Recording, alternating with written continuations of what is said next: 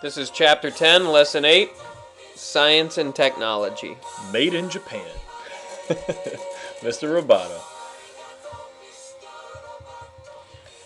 So we're going to start with space. Just so you understand, this lecture is about some of the advancements in science and technology that was coming out in the 1980s. By no means is this comprehensive. There's obviously more things I'm sure that you can find, but this is just a sample of some of the important things that have affected and have changed things throughout the America and the world, for that matter. Feel free to go out and find more of those things and let us know. Absolutely. If we We'll put them anything. We'll be supplying the background music as well for this. Not necessarily music we like.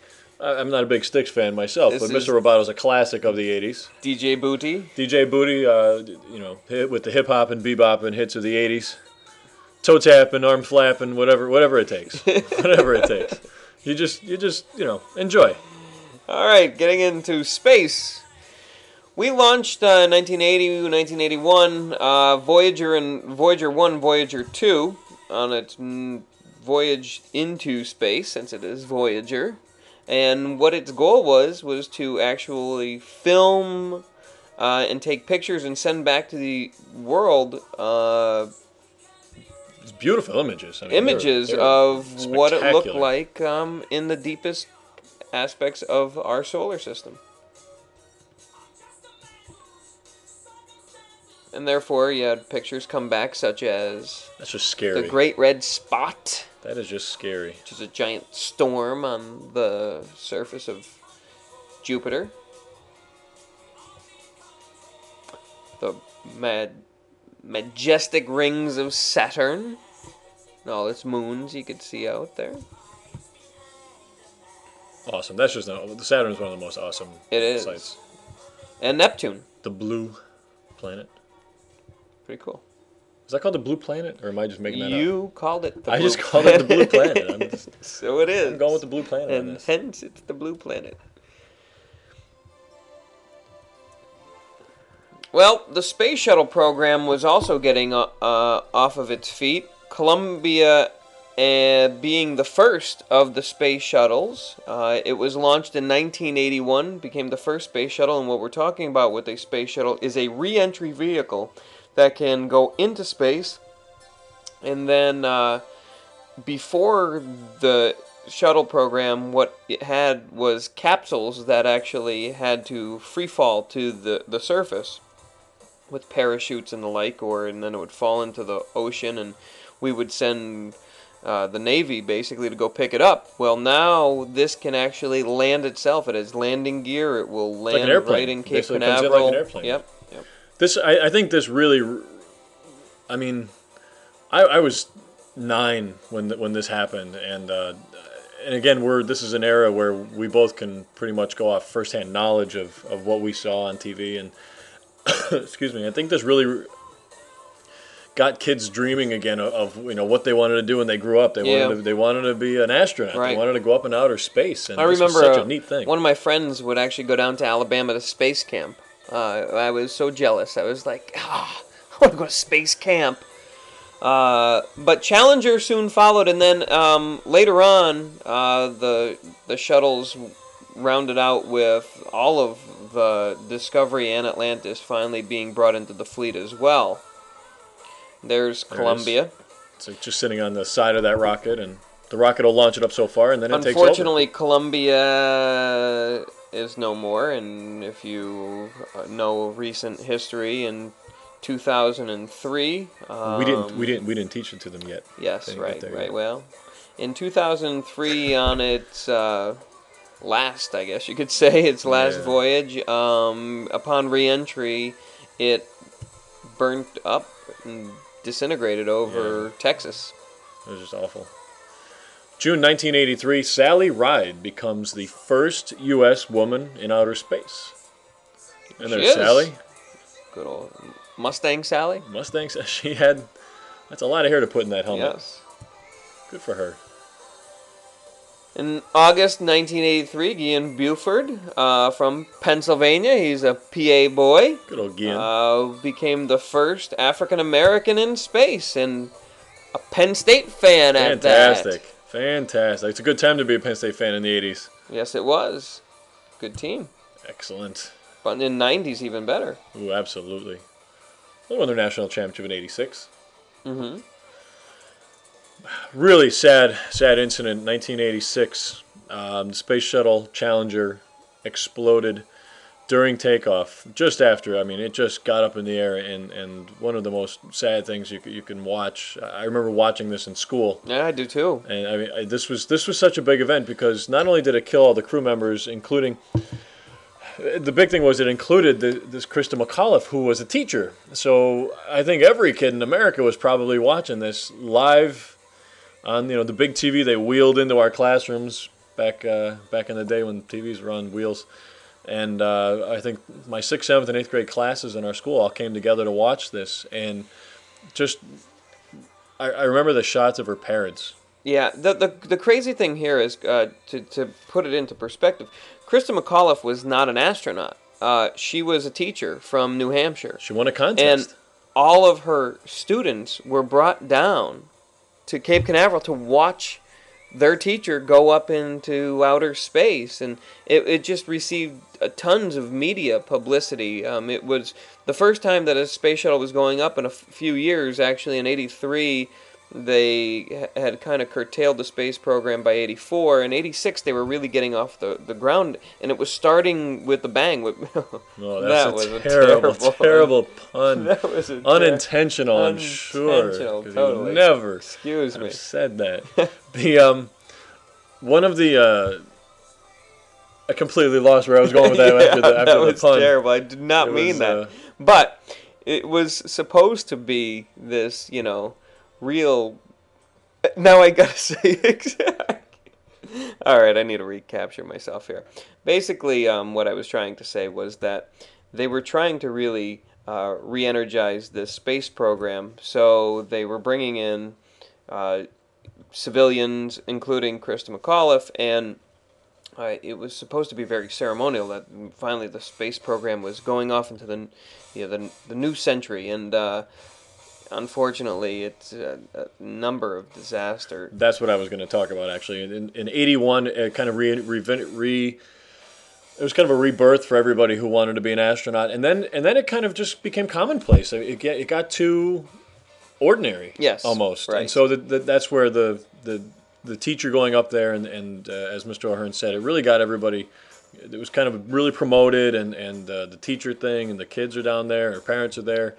And then this just awful 73 incident. seconds after takeoff. I mean, I just remember, which is probably the greatest understatement that could have ever been made. I remember Mission Control saying, "We have technical difficulty." Yeah, and the thing was, from the guys the people on the ground, the students and her parents and everybody who was there watching live, they didn't know if there was if that was supposed to do what it was doing, or Yep. I mean, if this was right, and the look of confusion on their face was just devastating. They figured it out pretty quick when all of a sudden you saw that. I mean, things were going in wrong directions, and stuff just started falling and disintegrating. And now, obviously, what we saw on TV was the close-ups of this. They were watching, live from the ground, and it right. was. I mean, it was harder to tell from where they were, but just awful. Well, it turned out that there was a problem with one of what they called an O-ring, which unfortunately did not respond well to quickly heating and cooling. It was very, very cold that morning when they took off. They actually were recommended not to take off that morning. And the fact that it was cold that morning, and that it was the O-ring was cold, and then all of a sudden upon takeoff, it heats up dramatically from the pressure and the force. Cracked. And it cracked, which basically just sealed their fate at that point. Yeah. I mean, the pressure, the publicity of the event because of everything that was going on, and the students all being there and their parents being there, really they went against the advice, which was to not take off that day because of the temperatures and because they knew that this could be a problem for the O-rings. They knew that the O-ring was a problem since '77, which also came out in this probe that you see here in the paper that they're looking for the cause of the tragedy, and they find out that it was the O-ring. They realize they've been being warned about this for years, and NASA takes a big hit.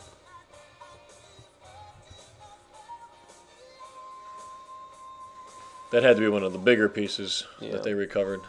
I mean, this thing just exploded in all different directions. There was question whether the astronauts actually died in the initial the explosion. It was kind of a disintegration. It wasn't a you can only hope and wish that they did. Yeah. Really. I mean, just Unfortunately, a lot of evidence pointed to the fact that some of them actually had triggered their eject buttons. No, and they never got time to eject. It was too quick, and that the actual the capsule that held the astronauts within the shuttle hit the ocean, probably going at about 200 Gs. So it went from about 200 Gs to 0 in like a flash, which at that point, if they were not dead, unfortunately they were at that point. And as we mentioned, Kristen McAuliffe was a teacher from New Hampshire that was participating in this Teacher in Space project. She is second from the left. right. Left. You can get a yes. There You she can is. see her up close. That was actually She's a on the right down that replacement on the left there, and God, she's got to be happier than can be that it was not her. Unfortunately, that's bittersweet. like a bittersweet. Yeah. Technology. Well, you're probably watching this lecture and listening to this lecture on your personal computer or one of the computers at school.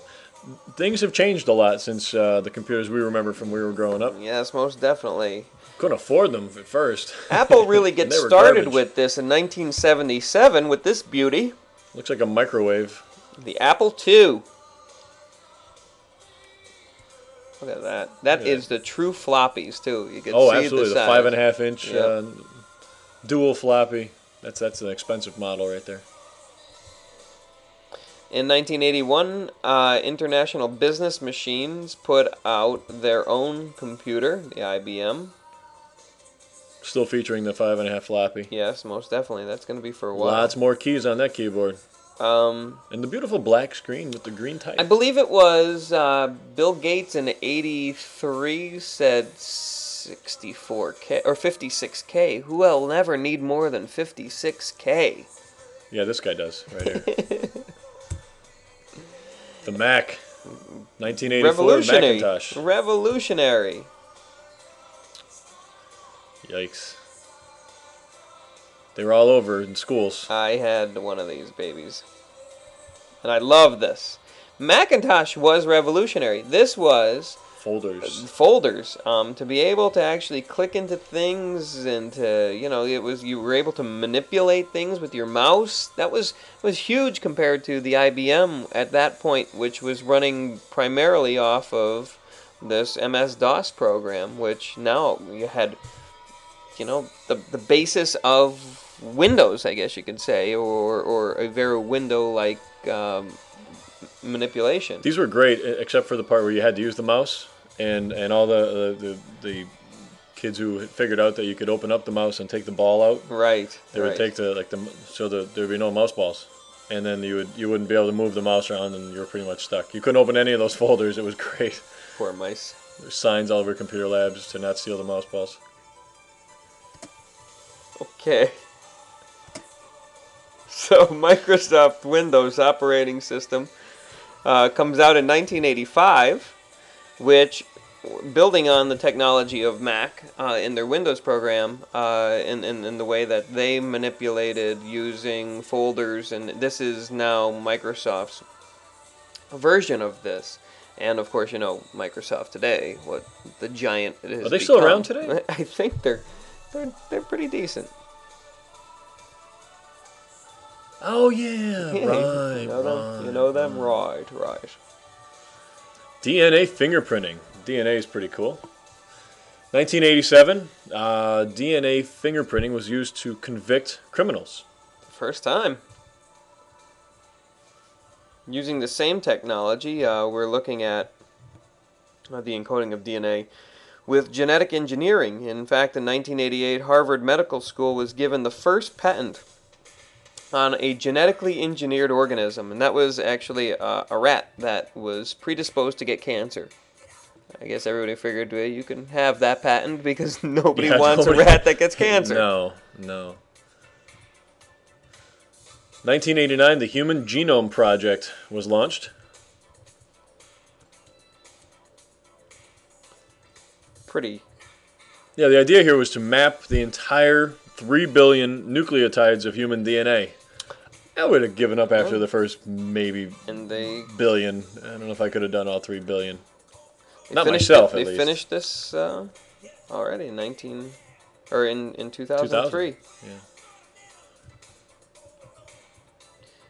I mean, this is basically cloning sheep. I think is what comes out of this. I think it's an essential element to being able to actually manipulate anything genetically within with the human body, to be able to know the sequencing, so that if there is a problem, where they can go within the genetic sequencing to try to fix or manipulate or change a problem. And I mean, it is the basis of things like, as you say, cloning. And they figured out which of those genes are. I mean, this is the one that is for baldness, and this one for. Yes, I got to work on that one. They better get that now for me. I mean, they have figured out what each and every one of those little genes do. It's unbelievable.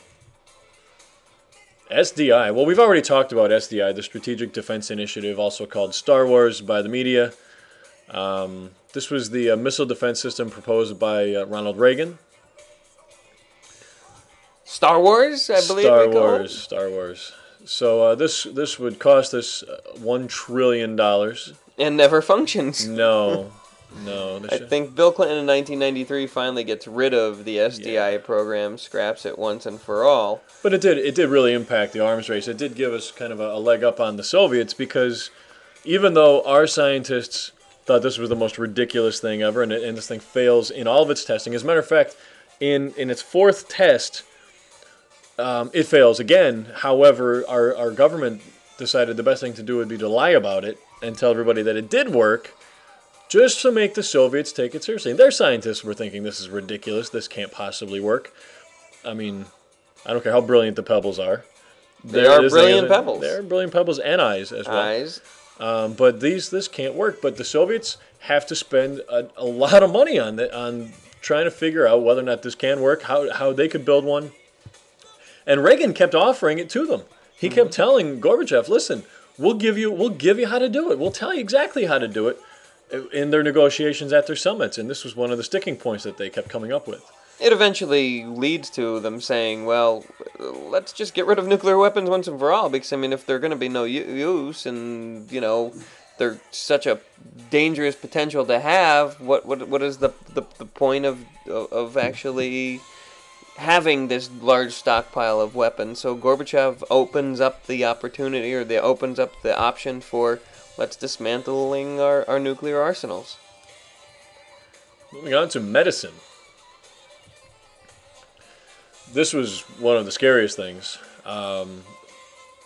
Later in the 80s, we understand it to be called AIDS, which stands for Acquired Immune Deficiency Syndrome. But this was something that was unidentified for a long time.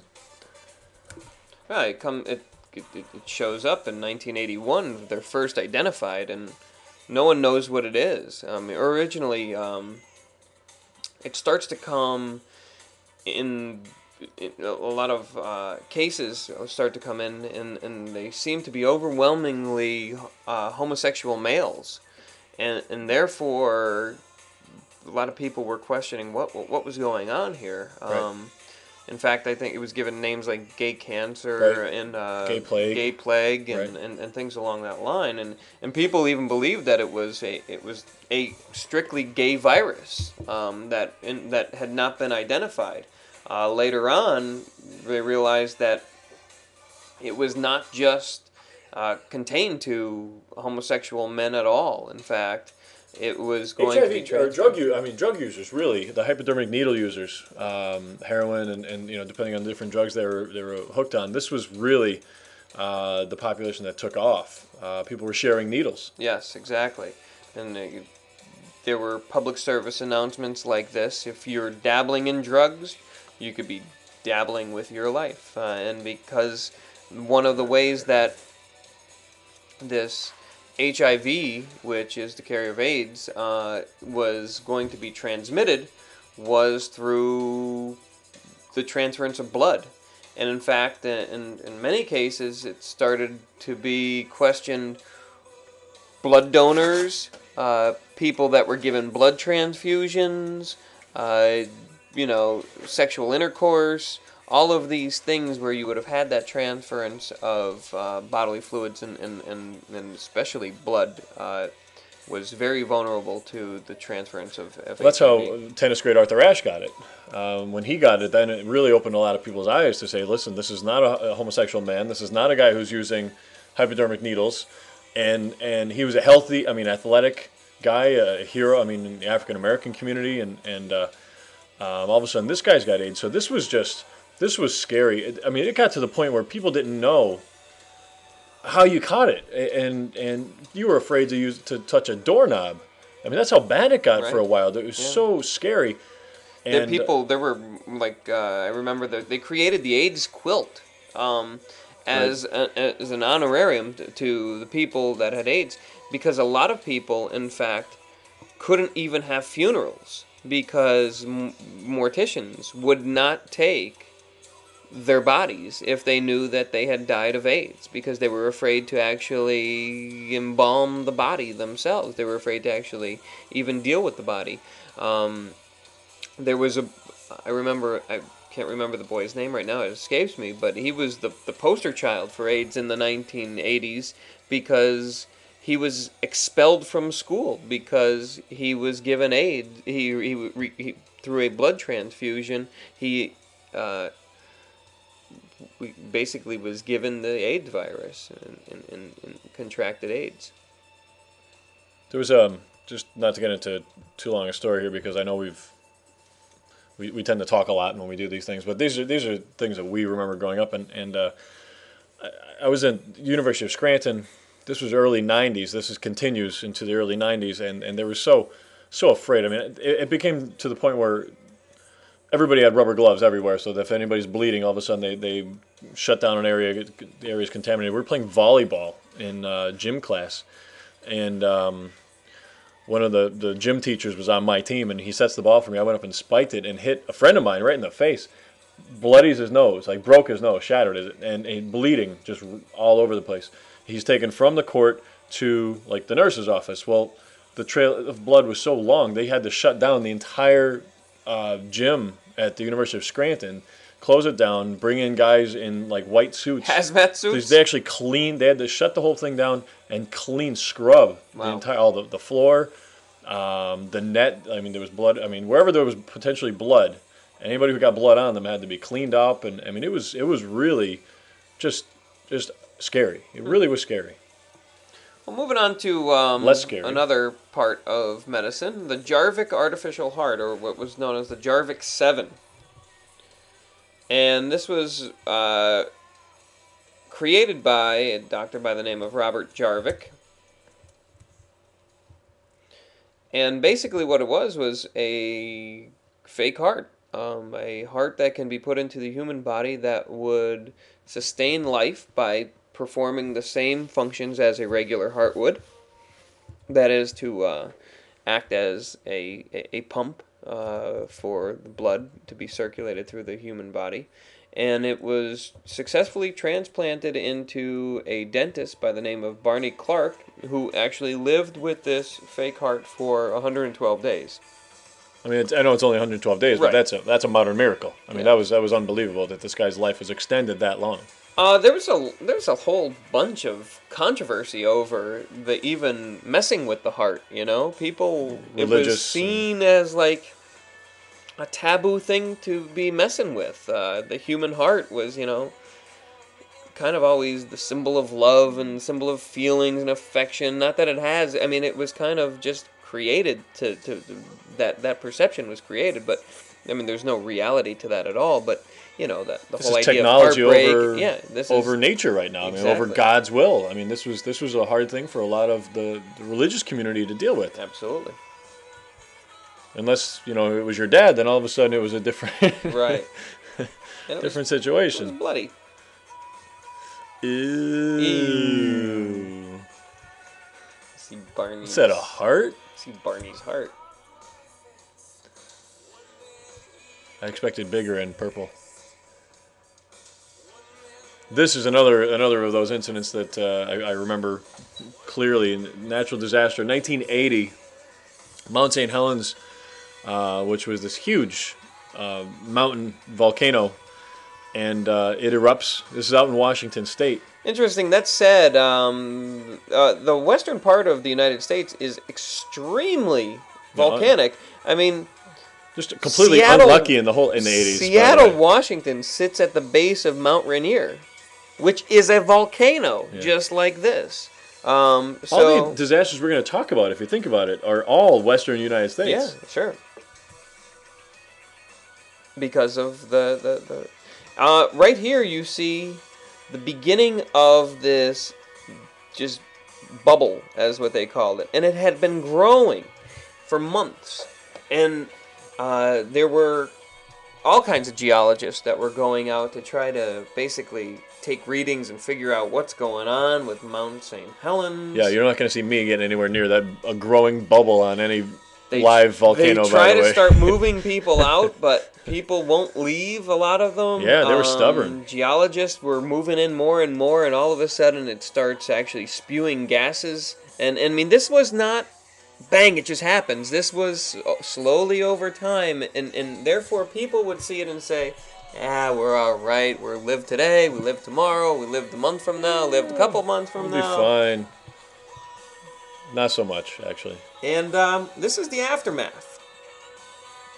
And this is years afterwards, where it was actually building up again. You can actually see how this is... The top of the mountain is gone, pyroclast. by the way. So this whole mountain, I wish I could go back. I should have put another slide in here to really show you the It was much contrast. bigger before This the top blew off. So, where does it go? Interesting. This is a huge amount of earth. And this is basically a scale drawing of what takes place here. What you had was this tremendous buildup that was slowly pushing more and more pressure. And it causes this bubble to form right here on the outside. And no one really knew what was going to happen because it was kind of a unpredictable thing. But when it blows up, it ends up blowing out this way. Yeah, it went sideways. It blows out sideways. In fact, there was a geologist that was 6 miles away on an opposing hillside that was taking readings. And I remember that there was a geology teacher I had the recording of him. I just thought it was so eerie because he's really in the middle of saying, it looks like there's some, and it was like, shh, dead silence, just static, because this thing had blown up and it had just taken him out like a nuclear explosion would have. And then, I mean, the stuff that came out, like the lava that was started running down that mountain, Right. was just going so fast and so powerful that the people who chose not to leave had no time to even react. There's a few things here. First of all, it's what's called a pyroclastic explosion, not to take this too far into science. That's a $10 word right Yes, it there. is. Well done. That means it is explosive volcanoes, as opposed to Hawaii's like, slowly flowing lava Those are volcanoes. laid back volcanoes. This thing's like a nuclear bomb blowing up.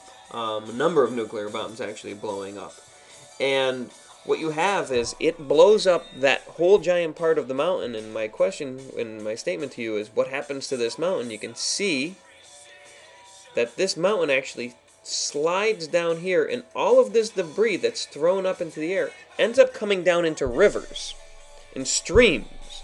And when that happens, the stream turns into basically a flowing concrete river. And when that hits things, then all of a sudden it's flowing over its banks, and it's basically just causing utter destruction in everything and anything that It's coming out touches. molten, like hot, and then it hits the water, cools quickly, and all of a sudden it's rock. Yep. There was so much ash that was put into the atmosphere that there was ash even that they said that was coming down here. I remember coming home from school, and this was like a week after the event, and the jet stream had carried ash from the mountains, and it was on everybody's car. And it was just this layer of dust on everybody's car, and on the news that night they explained what it was. It was carryover from the eruption. I mean, that's thousands of miles, Amazing. like 3,000 miles. I just made up that number. Is Yeah, that, I was gonna say, I don't know. Is that It's right? 3, but it's a lot. It's a lot of miles. One of the biggest volcano events that was ever recorded, it was very recorded too, because as they knew this was happening, and they didn't know to the extent of it, but they knew what was going on. And remarkably, only 65 people were killed. Another reason not to live on the West Coast. 1989 Loma Prieta earthquake. I remember watching this World Series. I was watching the games. Yeah, I was this was watching amazing. this game too. Strikes the San Francisco Bay Area during the '89 World Series between two West Coast teams. Yes, Oakland amazingly. and San Francisco. Yeah, That's what they get for having two West Coast teams in the World Series, by the way. and I remember there was a newspaper reporter that predicted this, jokingly, albeit. He said, it'll be amazing if they could get through Game 3 because there would probably be an earthquake out. And lo and behold, right before Game 3, eerily, That was really this scary. actually takes place. Unbelievable. And it was Al Michaels that was actually given the thing, and it was like they were in the middle of. I remember him turning to the one commentator, I don't know who he was commentating with, and said, "I think that was an earthquake. Did you just feel something?" Yeah. And then all of a sudden, the feed from ABC. Players are just- running off the field. People are they don't know where to go. And then the next thing you start to hear is what's happened to the highways, to the bridges on the highways. Right. 72 people end up being killed, thousands were injured, and what you saw, as Mr. Curry mentioned, was just major structural damage on the freeways and buildings, fires breaking out throughout San Francisco, and it was just catastrophe.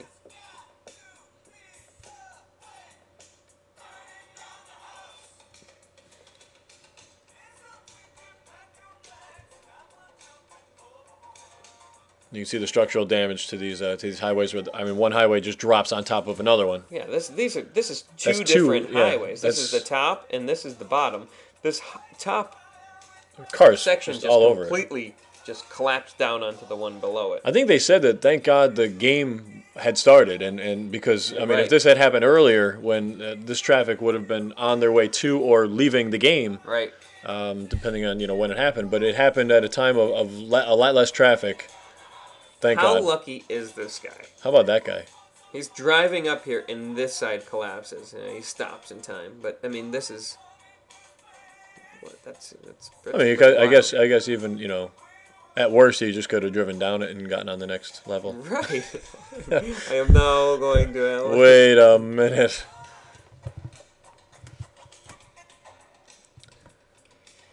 Well, we also had some human disasters. Disasters caused maybe by human behavior. 1985, scientists discover a hole in the ozone layer. And this is attributed to the widespread use of aerosol cans. All those girls with the hairspray. It's chlorofluorocarbons. The as they Aquanet, called them. the big Aquanet yes. cans. They started going to pumps at that point. Absolutely. This is a virtual image of the largest hole in the ozone that has ever been recorded right here. Basically, the whole. Which basically hole. means SPF 40 or 50 for all of us for the rest of our lives. Yes, exactly. I think, if I remember correctly, it changes size pretty much every year. I mean, Yes, it does. it gets better and it gets worse, and I don't know how much we have to do with it anymore at this point. But if you're still using the aerosol cans, Come on, give us a break. cut it out. There's also an accident in the Ukraine, which was part of the Soviet Union at this time. It was an accident at the Chernobyl nuclear reactor in the Soviet Union. We talked about yeah, this. we've already covered this, and this was the world's worst nuclear accident. There it is. There it is in the Ukraine, the breadbasket of the Soviet Union. And we also covered this, the Exxon Valdez 1989 oil spill, which the tanker Valdez, it was bound for Washington State from Alaska, and it runs aground on Prince William Sound's reef, dumping tons and tons of oil, an estimated 10.8 million gallons of oil, making all kinds of Dirty birds. Oily birds. Ecological disaster. Oh, this was just gross. And changing our completely changing to a whole different topic of conversation. Throw into the change up. Some right good there. stuff. A little entertainment. The way that we're, what part of the reason we're able to entertain you with the audio accompaniment. Right, and we'll finish off with compact discs were invented in the 1980s, although albeit they weren't extremely popular until the late 80s. Well, you couldn't record on them. I mean, for the same reason that the beta, which we'll talk about in a little bit, video tapes go away. Audio tapes, which were the old, like reel-to-reel little, small audio tapes, you could record. You could get blank ones. You could record. You could dub music from one to another. CDs didn't have that capability. Just for, they had the big laser discs for movies as well, and they kind of died out. But CDs, what was your first music CD? Do you remember? Oh my goodness, I don't. I had the Rocky IV soundtrack. Excellent. It was excellent. I played a number of tunes from it earlier. I couldn't wait any longer, not knowing what was coming next. But I played a number of tunes from that before. I will say I do remember the video game systems. I had the Atari, which was the first plug-in cartridge. That's right. Game. My friend Wayne had one, so I was at his house all the time.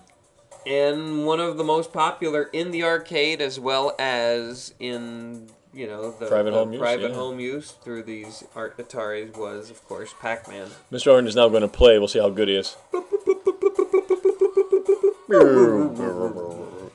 He's not very good. Donkey Kong. Mario. This is the birth of Mario, by the way. I don't know if how many people really realize that Mario was originally a Donkey Kong character. Well, they're about to transplant that artificial heart in the Donkey. Right, that's the Jarvik 7. Yeah, that's it right there. It will be transplanted into the large gorilla that is Donkey Kong. And Frogger. Excellent. Frogger. The music. Now, I can't play the music, but that music of Frogger was definitely the best. It was the best. My kids have that. They play that, and they play Pac-Man, the original Pac-Man. And I did also have the Nintendo Entertainment System, the NES. I was the kid who had I didn't have the Mac. I didn't have the IBM. I had the Texas TI 99 4A, which was compatible with the IBM stuff, but it also was able. Did you have Intellivision? Oh, I did not. I'm not that guy either. I'm really gonna call my parents after this lecture. If it wasn't 12:58 at night, I'd be calling my parents immediately. But I had the connector, the converter, so I could buy the Donkey Kong and all those games and pop it into this thing, and it would plug into the machine, and I could play all those games. But yeah, I had the computer that you were supposed to use for intelligent stuff, and I was playing games on it. The NES was the high tech game over Atari. It just smashed Atari. It was an 8-bit game system. I mean, I don't know what they are now, but I think they're 9-bit. Yeah, they're 90 billion bit, more like it. There he is again, Mario. Mario. He's gonna go down into his basement and collect coins. And home video. We can't go too fast here because we do want to hear some Funky Cold Medina from Tone Loc. True. We're going to drag this out a little. The format war, and you may know the format war that is actually being conducted today between HDVD and Blu-ray, two different types of HD video, was very similar to the format war that was going over VHS and Sony's Betamax. Here's Betamax for the Beta. Same problem with the Beta as I said before with the CDs originally, was that you could not record on Beta like you could record on VHS tapes. Eventually, one of them's got to win out, and it happens to be the VHS. The winner.